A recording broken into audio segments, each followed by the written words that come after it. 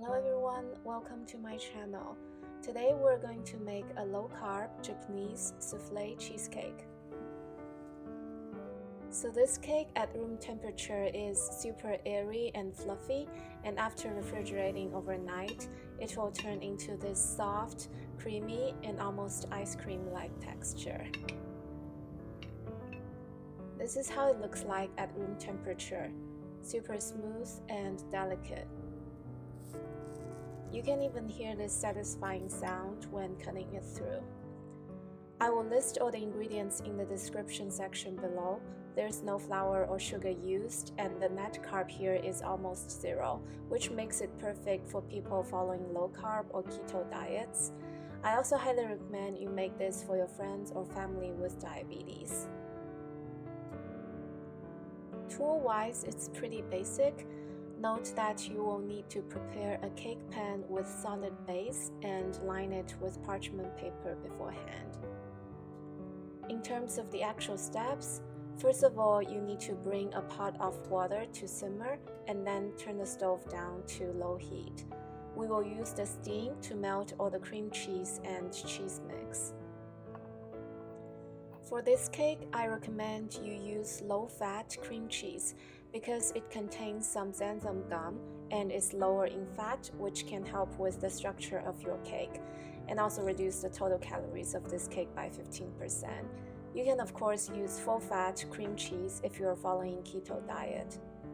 For the cheese, what we have to use is at least 30 grams of mozzarella.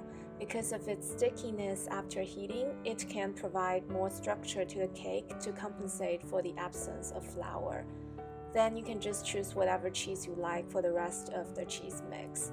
I used both Parmesan and cheddar here because it can provide the best balance of saltiness and sharpness. A tip here is that if you don't want to use salty cheese like Parmesan, you can add a pinch of salt instead to bring out the sweetness of this cake and add more layers to the flavor.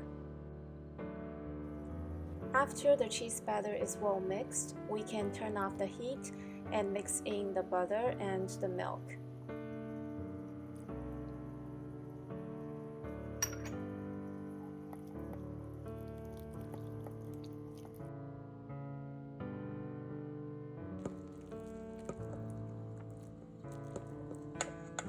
And then we remove the hot water.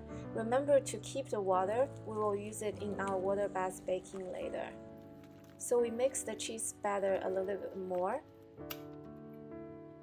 and then add in all the egg yolks. One thing to keep in mind is that the egg yolks will curdle at around 160 degrees Fahrenheit. That's why we need to turn off the heat earlier and use the butter and milk to cool the cheese mix down a little bit. Finally, we add in some lemon juice and lemon zest. Please never skip this step because it can bring your cake to another level. The lemon juice here will provide acidity which can enhance the cheesy taste, while lemon oil in the zest is the main source of that citrus aroma, which can make your cake super refreshing. So after mixing, we put the cheese mix aside to cool it down further. Now let's beat the egg whites into meringue, which is just a fancy word for whipped egg whites with sugar. So the purpose of this step is to wrap a lot of air bubbles with the protein in your egg whites, therefore to make the cake texture light and fluffy. First, we add in some cream of tartar.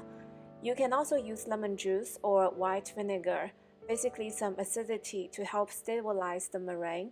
A few drops will be enough. Then we beat the egg whites on medium speed. Remember to keep this bowl clean and oil-free, otherwise the egg whites might never turn into meringue. So when the egg whites turn into this white foamy texture, we add in 1/3 of the sugar substitute and then continue beating on medium speed. The sugar substitute I use is called Souffle. From my experience, it provides the best results when it comes to baking, and you can use it as a one-to-one replacement for regular sugar. After the egg whites turn a little bit glossy, we can add in another 1/3 of the sugar substitute, then continue beating on medium or high speed. The sweetness here is definitely on the lower end, and it's more suitable for people already adapt to low carb or keto diets. If you have a sweet tooth, feel free to increase the sugar substitute by 5 to 10 grams. When egg whites look like this, we add in the rest of the sugar substitute and then continue beating. So what we're looking for is something called firm peaks. Basically, the tip of the peak will have a bit more structure, but will still fold over slightly. It's something between soft peaks and stiff peaks. I will make another video talking about how different types of the meringue will impact your end products. So firm peaks look like this. At this stage, the meringue and the cheese batter have very similar textures, which will make our next step much easier. So we mix the cheese batter a little bit more. Then add in 1/3 of the meringue. At this step, you don't need to worry too much about deflation because the purpose here is just to blend the cheese batter and a small amount of meringue completely for easier folding later. Then we pour the mixture into the remaining 2/3 of the meringue and switch to spatula for folding. Please pay close attention to the techniques here.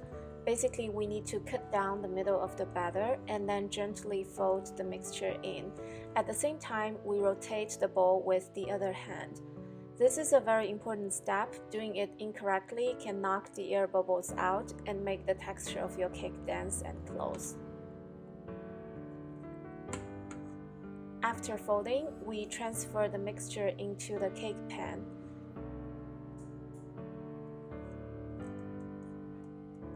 You can see how silky and thick the mixture should be.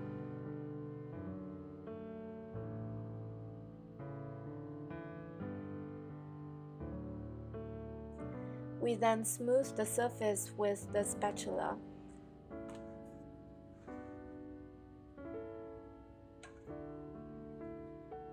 And then drop the cake pan on the counter a few times. Actually, there won't be visible air bubbles at this point.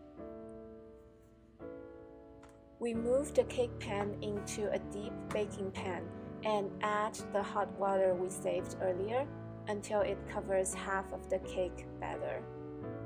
We use water bath here to control the baking temperature to prevent the cake from rising too quickly, which can crack the top of your cake.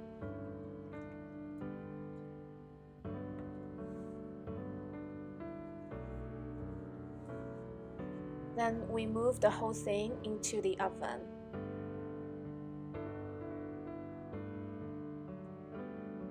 We bake at a higher temperature first to help shape the cake, and then switch to a lower temperature to cook the inside, and finally turn back to the higher temperature to brown the top.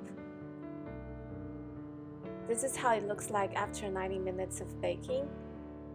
We then remove the water bath, open the oven a little bit, and let our cake cool down inside the oven for around 30 minutes to prevent it from shrinking. Then we take the cake out and cool it down to room temperature. Now let's remove the parchment paper and take the cake out of the pan. You will need to flip the cake quickly to avoid deforming the shape.